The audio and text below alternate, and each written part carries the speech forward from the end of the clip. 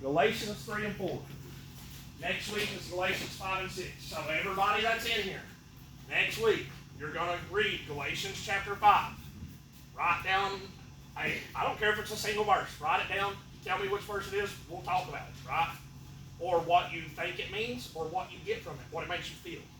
Then read Galatians chapter 6. Literally, in the NLT, it's how easy it's going to be. So, Galatians chapter 5 is 24 verses long, 24 sentences. And chapter 6 is 18 verses long. It's not going to take you 2 minutes to read both of them. So it's not like it's hard. I'm not asking you to do something that's too hard for you. Okay, it's not going to be too hard for you. Right? If anybody has a problem finding it in the Bible, ask somebody else. Or almost every Bible has a like a table of contents at the front of it.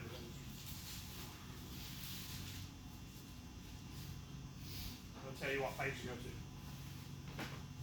So who wants to start? Who wants to read Galatians 3? Come on, Kyle. Okay, I wrote mine on 3:16. Okay. It says, now the promises were spoken to Abraham and to his seed. He does not say, and two seeds, as your seed, that is Christ. Wait, yeah.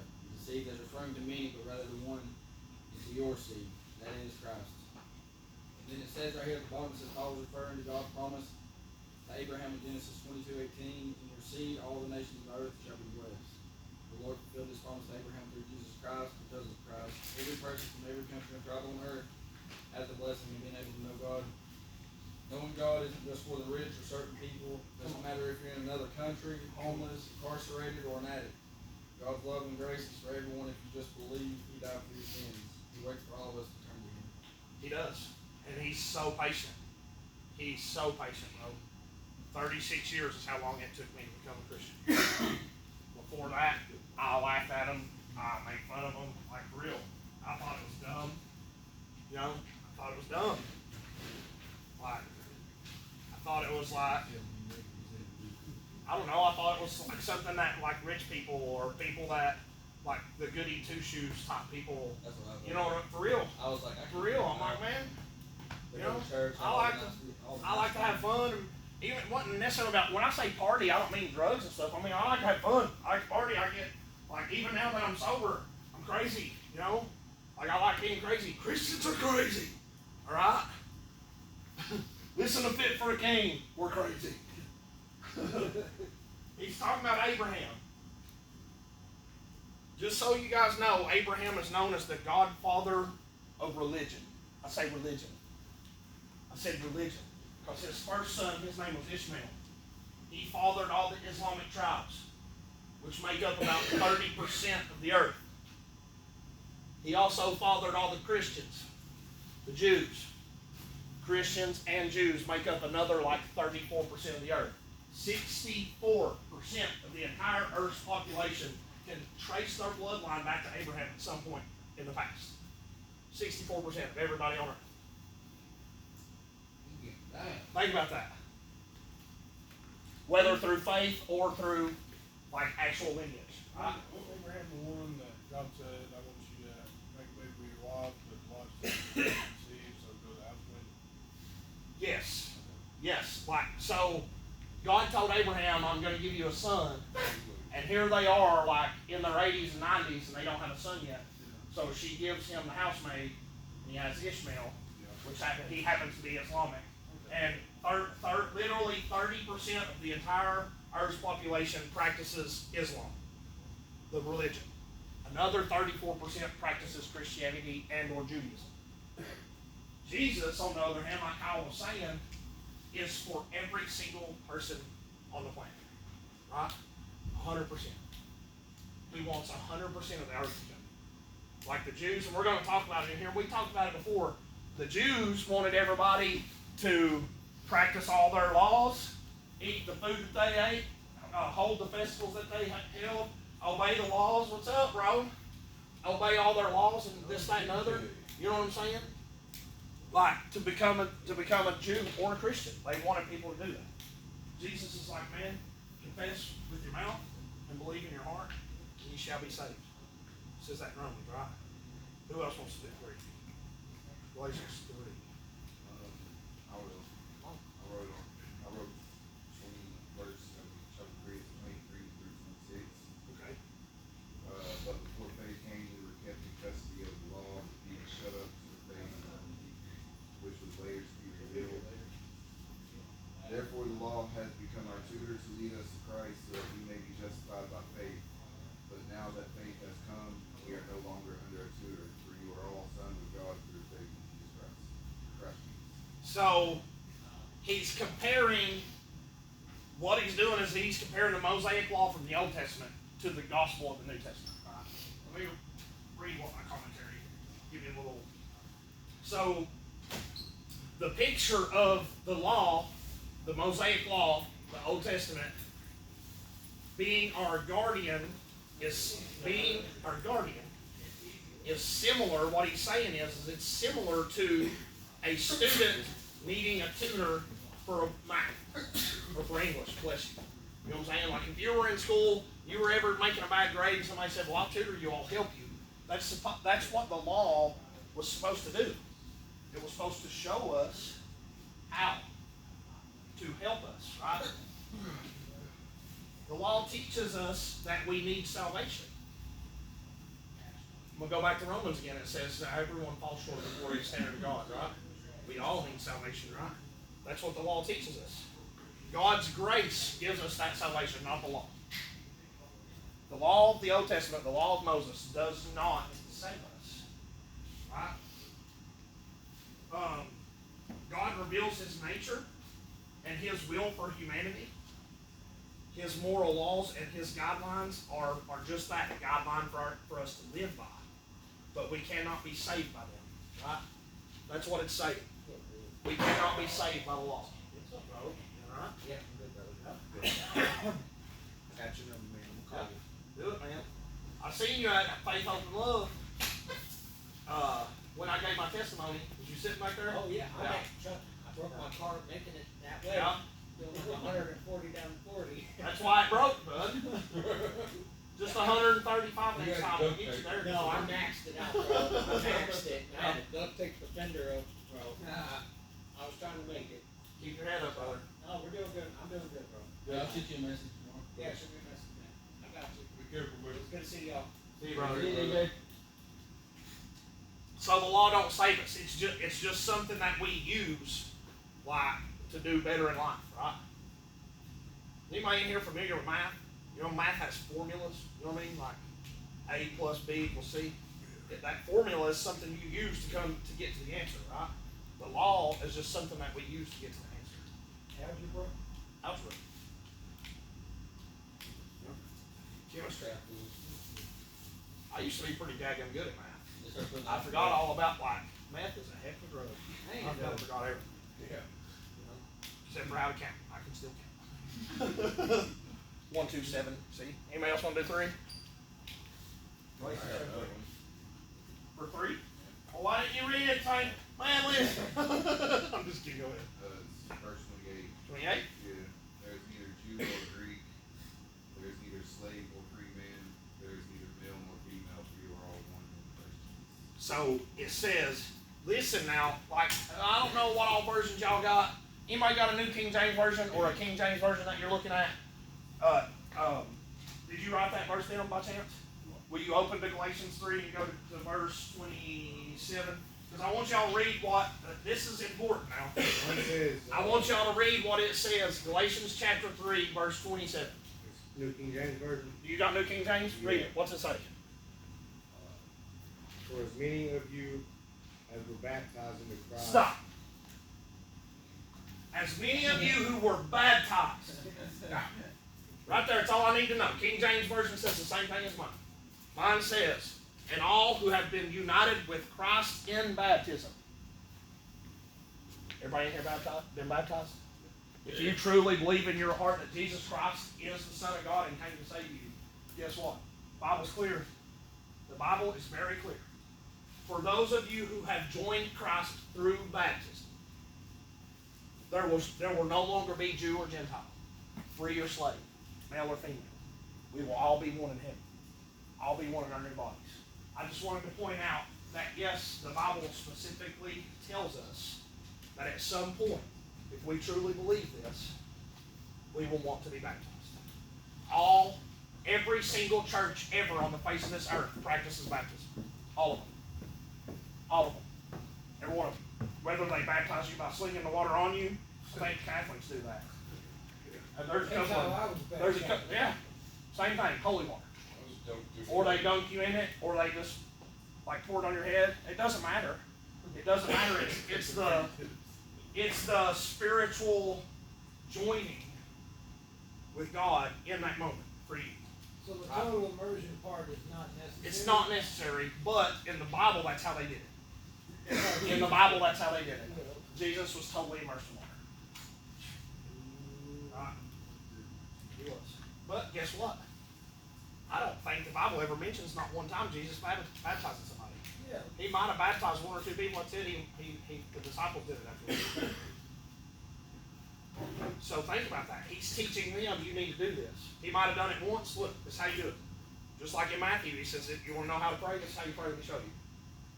You want to know how to be a servant? Let me wash your feet. Let me show you. He does it once, now you do it. When they fed the 5,000, what did he tell them? You feed them. He didn't say, I'll feed them. He said, you feed them. Read your Bibles, talking to the disciples. It's on us to do this, right?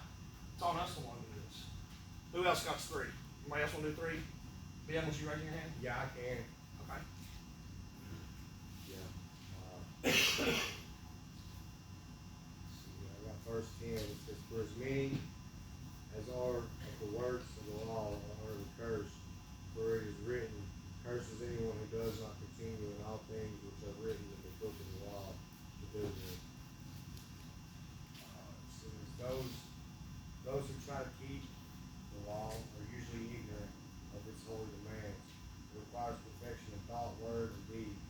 The proclamation of the spiritual nature of the law that God requires truth in the inward parts strips a sinner of self-righteousness. Okay. Because these 2 chapters cover a whole lot about Abraham, if you're familiar with the Bible, Abraham's in the book of Genesis, right? Is he before Moses or after Moses? After. Abraham? When Abraham is mentioned in the Bible, is he mentioned before Moses or after Moses? Oh man, I just read Genesis. Abraham lived prior to Moses, right? He lived before Moses, right? So, did Abraham have the Mosaic law? Read Galatians chapter 3, verse 6, Ben. Verse 6. Okay. See, just as Abraham believed God, and it was counted to him for righteousness. Abraham, let's go to Genesis chapter 19 real quick. I'll get there. Genesis 19, verse 6. Thank you. If my memory serves me right. Right here it says, Hold on. so Lot went out to them. No, that ain't yet. Hold on. Let me think. Oh, it's in there somewhere. It might be 16. 16:6 says, so Abraham said to. It's the same. Hold on. I'll tell you what it is. Moses is a descendant of 15:6. Genesis 15:6. No. So Galatians 3:6 said this. Before you read that, Ben, I'm going to reread Galatians 3:6. God, I love this, man. This is awesome. This is awesome for us right here. So Abraham believed God, and God counted him as righteous because of his faith. That's what Paul says in the book of Galatians, the chapter you just read, right? Now read Genesis 15:6. And he believed in the Lord, and he accounted it to him for righteousness. So God himself said, I count you as righteous because of your faith in me in Genesis to Abraham. Abraham didn't have the book of laws. He didn't have the 10 Commandments. Neither did Job. Right? Neither did Enoch. Neither did Methuselah. Neither did Noah. Neither did Adam or Eve. They didn't have the laws. The laws do not save you. The laws do not make you righteous. Your faith makes you righteous. And once you have that faith and you want to please Him, then you'll turn to this and start doing what He says naturally. You won't have to try. What? Did Adam and Eve ever have children? Is that a real question right now? Is your next question going to be, how did they fit all the sea animals on the ark? It better not be. That's a good question. Cain and Abel. I knew that. Those are Adam and Eve's kids. And Greg. You don't remember Greg? Yeah, I knew All right. Hey, Jimmy, this little commentary right here, I never even thought about that. That's kind of cool. Come on. It says Galatians uses Abraham as proof that there has never been any other way of salvation than by grace through faith. Proof. Even the Old Testament teaches even the Old Testament teaches justification by faith. And the Pharisees kept going at Jesus, and kept going at Jesus about, you can't work on the Sabbath, you can't eat pigs, you can't do this, you can't do that, you can't do this, and all he's going, look at Abraham. Look at Abraham. Same with Paul. Look at Abraham. Look at Abraham. Look at Abraham, the godfather of your faith. He didn't have not one of them laws. Not one. Not one. And he was righteous. He was so righteous that God renamed him. His name was Abram. God renamed him Abraham, father of all nations. And he is a lineage to Jesus. It's not this stupid question I'm going to ask. So, Did you not hear his question? Okay, come on. I'm going to say somewhere in the Bible that Cain was like a descendant of the devil. No, it does not say that in the Bible. No, there's been some other, like, have y'all ever heard of Lilith? Yeah, like there's been some other, like maybe writings or something from back then. I don't know if they're that old, and that's why most biblical scholars don't even put no weight on them. You know what I'm saying? Like how there was more than one Eve. You know. So did they just all have first names, no last names? Pretty much. I was wondering about this. Pretty much like. So back then, whatever your name was, like Abraham, you were called Abraham bar Samuel, which meant Abraham, son of Samuel. Like in Matthew, I think it is, Jesus is talking to Peter, and he says, "Blessed are you, Simon bar Jonah, Simon, son of Jonah."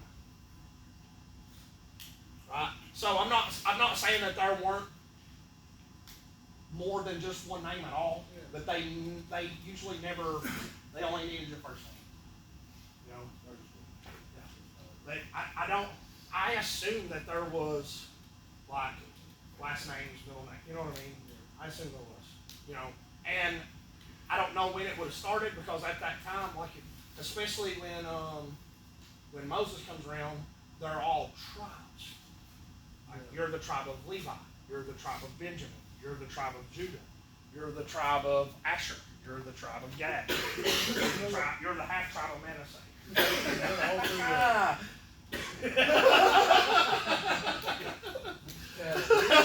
He's like, why I gotta be the half tribe?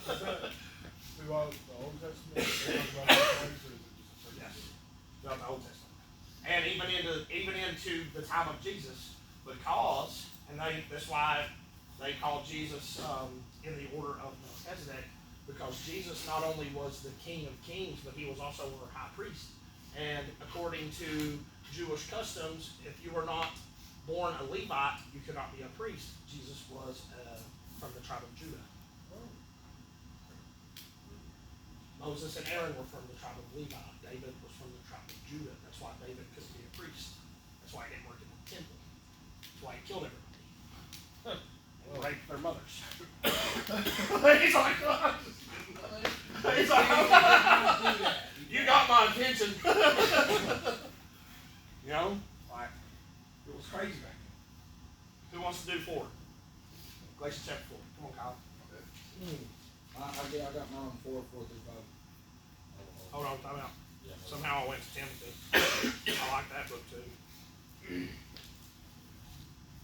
Okay, go ahead. 4, 4, and 5. Yeah, it says, but when the fullness of the time came, God sent forth His Son, born of a woman, born under the law, so that He might redeem those who were under the law, that we might receive the adoption and the sanctity. And it said, Jesus gave Himself for us so that we may be forgiven for all the sins which we committed. We are His true sons, and we accept Him into our hearts. This right here, it says, Abba. Abba, Father. I mean, Abba means Father. It was right after 4 or 5. The Aramaic term for father, that's just one's closeness, confidence, mutual delight. So it said God wants to be our Abba. I didn't know what that meant. It means Father. It literally is the Hebrew word or Aramaic word for dad. For daddy. It's a slang term.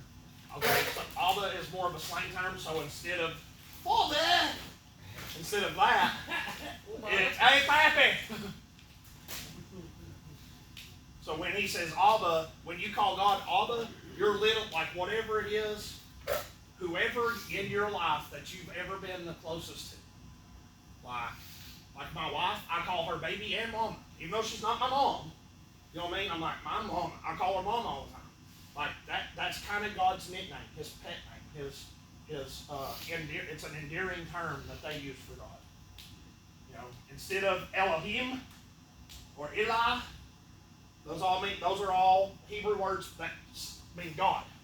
Elohim, Eli, Yahweh. Yahweh, they wouldn't even say Yahweh. They wouldn't even say it. Y'all ever seen the video? Somebody made a video. Every human being on the face of the planet says Yahweh at least once every 3 seconds. Where's that degree? When you breathe in and out, it almost makes the same sound. You just have to breathe real heavy to hear it. It does. Breathe that in and out. Yeah. If you think about it, when you're breathing real heavy, Yahweh. It's kind of cool though, if you think about it. That and all the proteins in your body are shaped like a cross. Science didn't know that till about 10 years ago. It's pretty cool. All the what? All the proteins, all the cells that make up your body are shaped like a cross. Robert Bateman has it tattooed on his leg. You have to literally get them and look under a whatever microscope to see them. They're shaped like a cross. Nerd? Cross like the crucifix cross or just a cross? A cross. It's like a plus sign. Like a plus sign. Yeah. Except it's up high, like a cross. It says right here the term Abba is only found in the New Testament 3 times. Yeah. In the New Testament, and I'm pretty sure it's Jesus that says it.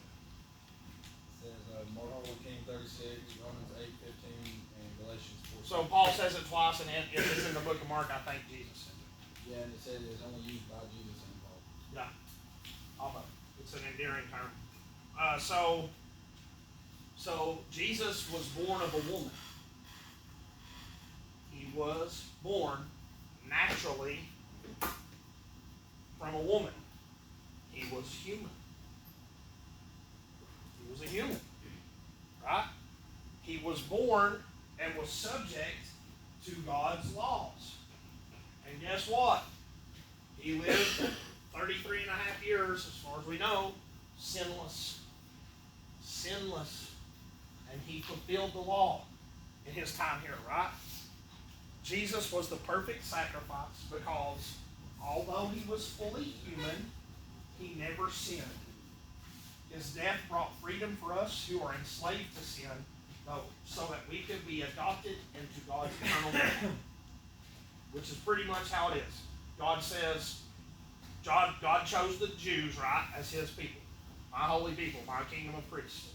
You will be mine. They are holy because I am holy. But he also says in the New Testament that I will cut you off from the line. And and you will be grafted in. We're adopted in. And he clones us. Makes a little bush. What? Little gold sparkles and everything on it, like a Christmas tree. Right? We getting something new? No. Anyway, who else wants to do 4? Galatians 4. We're going to do probably 2 more. I got a question here. Okay. I love questions. Verse 17, it says, they zealously courted you, but for no good. Yes, they want to exclude you, that you may be zealous. What's zealous mean? Okay, so zealous is like overly aggressive with something. That's why they were called zealots in the Old Testament. They were like the zealots in the Old Testament. If you didn't obey the laws to a T, they were like aggressively punch you down, call you out, whatever the law told them to do, stone you, whip you, beat you, like, and they were when we shut the camera off, I'll give you the true definition for it. But it means to aggressively try to make your way, trying to make you feel the same way I do.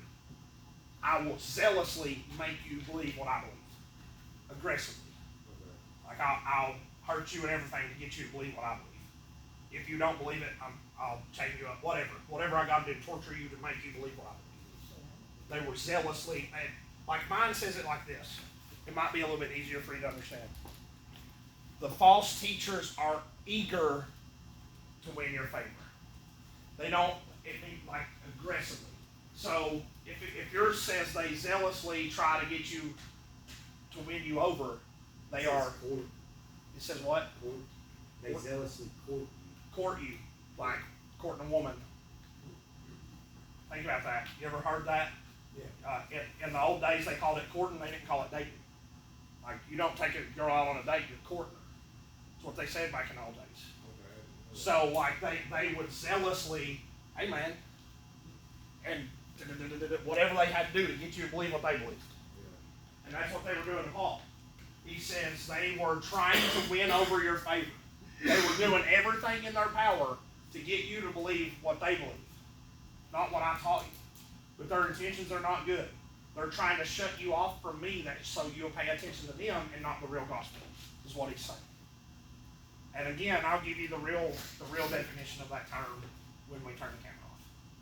Right? That way you have it. That way you know. Anybody else? Right. No. The hyoid. Oh. Anybody else want to do 4? One more? Anybody? I'm going once, and then $50, ready to go in twice, and then $50. Did mine on 410. Like the shotgun? Yeah, full thing. You observe days and months and years and seasons. Weird. You are trying, this is what mine says. You are trying to earn God's favor by observing days, months, seasons, or years. Just like how some people are, but they believe that they are in God's favor just because they go to church every Sunday. Sorry, bro.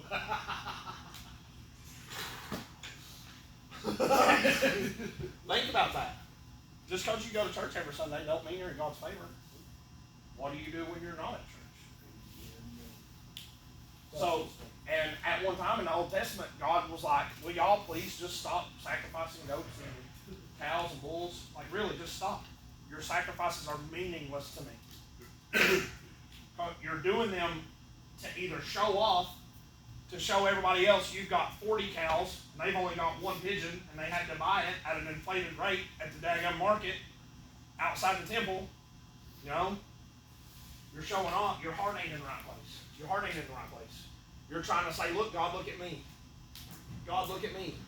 I'm feeding the homeless. And God tells you, don't let your right hand know what your left hand's doing. Or not, more or less. Right. I think Paul says that. You know what I'm saying? It's like when you give in secret, give in kind, give in cheerful. as a cheerful giver, cheerful heart. You know what I mean? Not like, hey man, go tell everybody, I gave the church $1,000. How much did you give? What? I missed the offering.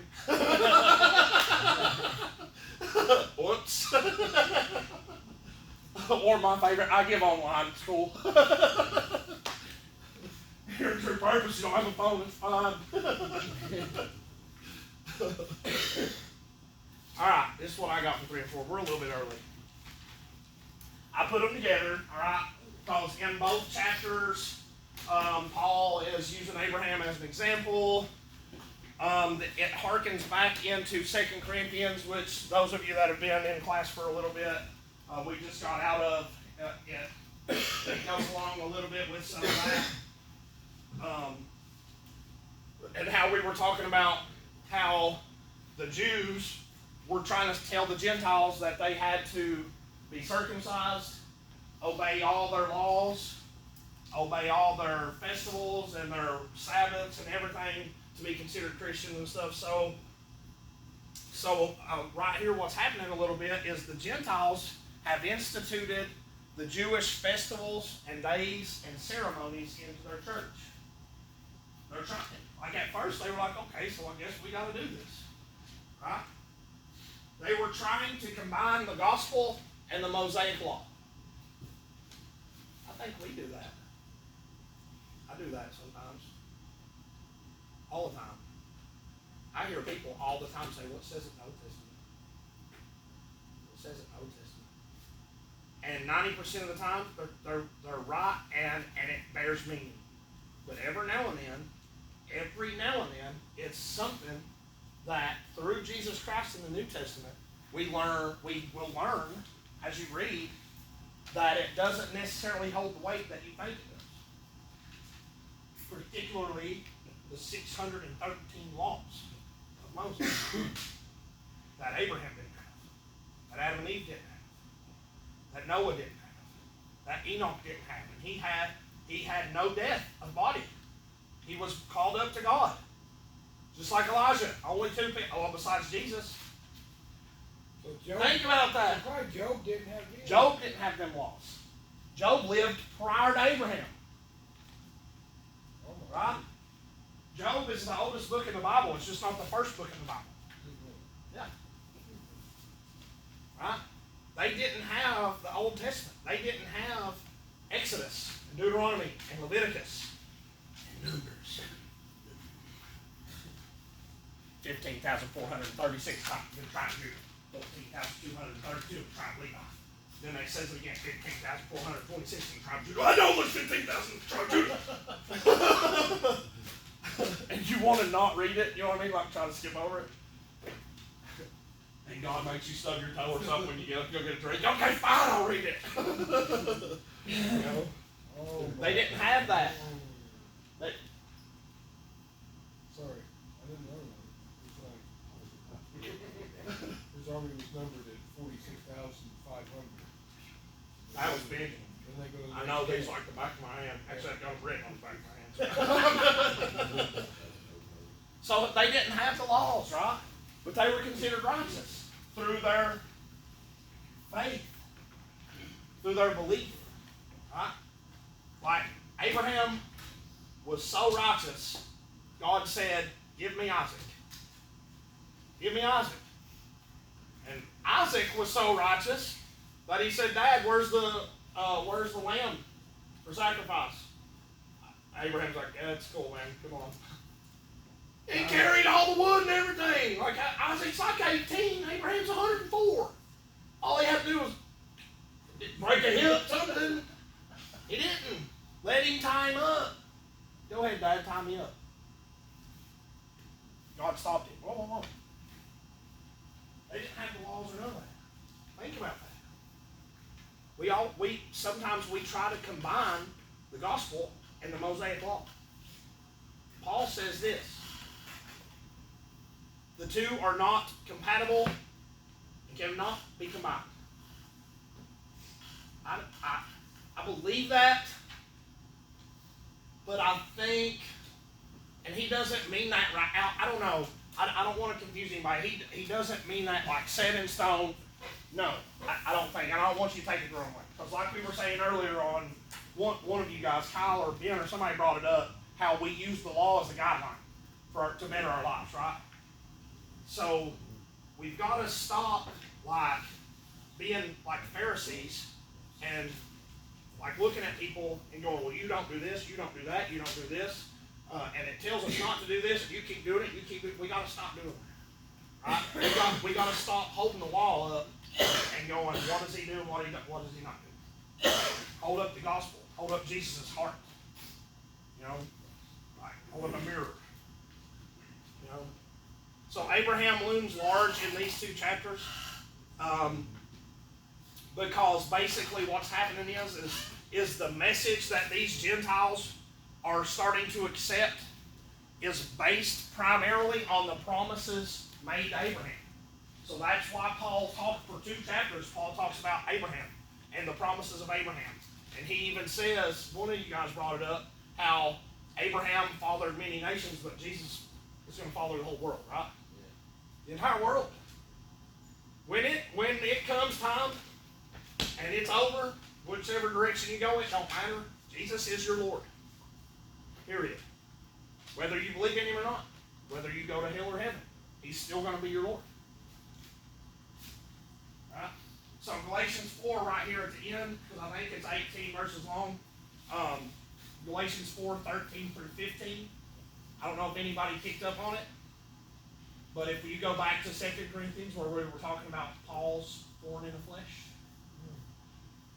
Galatians chapter 4 verses 13 through 15 or 16 talks about how they would give them their eyes if they could, how he couldn't see, how he had to write in big block letters, how he had to use kindergarten paper with 2 solid lines and a dotted line in the middle, so he knew when to stop with his little letters, when to keep going with his big ones.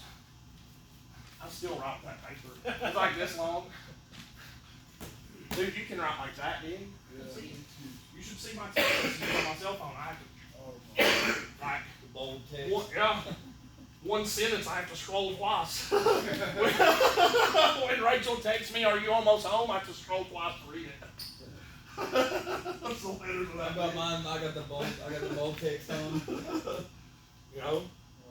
So, like, Paul's thorn in the flesh was probably he was half blind, and it made him look like the guy from Goonies. Yeah. Oh God. Could you imagine Paul running down the dirt road trying to tell him about Jesus? That's why everybody's like, man, this is freak. But then when you hear him talk, everybody loved him, right? I love you guys, man. I love you guys, for real. Next Wednesday, Galatians 5 and Galatians 6. And a video. We're going to watch a video.